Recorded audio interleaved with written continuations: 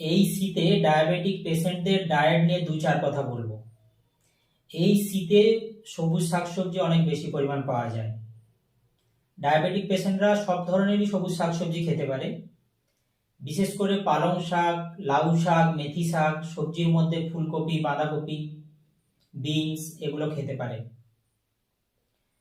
প্রোটিনকে আপনাকে পর্যাপ্ত খেতে হবে। প্রোটিনের মধ্যে ডিমের সাদা অংশ, মাছ, অল্প পরিমাণ পনির খেতে পারেন।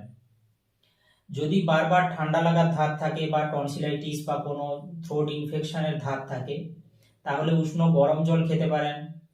আপনি চিনি ছাড়া গ্রিন টি খেতে পারেন। টক দই ডায়াবেটিক পেশেন্টদের জন্য উপকারী। যে জিনিসগুলো আপনি অ্যাভয়েড করবেন বা এড়িয়ে চলবেন, তার মধ্যে মাটির নিচের যত রকম সবজি হয়, বিশেষ করে আলু, বিট, গাজর এগুলোকে অ্যাভয়েড করুন।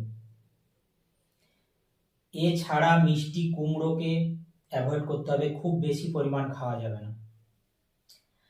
যত রকম ভাজাভুজি, তেলে ভাজা এগুলোকে অ্যাভয়েড করতে হবে। হাই রিচ খাবার বা উচ্চ ক্যালোরিযুক্ত যে খাবারগুলো আছে, ফাস্ট ফুড, এগুলোকে অ্যাভয়েড করতে হবে। চিনি বা মিষ্টি বা খুব বেশি নুন জাতীয় খাবার বা কাঁচা নুন এগুলোকে কিন্তু আপনাকে অ্যাভয়েড করতে হবে। চা, কফি খুব বেশি খাওয়া যাবে না। জলকে আপনাকে পর্যাপ্ত খেতে হবে। এছাড়া এই সময়, শীতের সময় খুব পিঠে পুলি প্রতিটা বাড়িতে, নাড়ু, পিঠে পুলি, গুড়, নলেন গুড়ের বিভিন্ন রকম মিষ্টি এগুলো পাওয়া যায়। এগুলোই কিন্তু আপনাকে সম্পূর্ণ অ্যাভয়েড করতে হবে।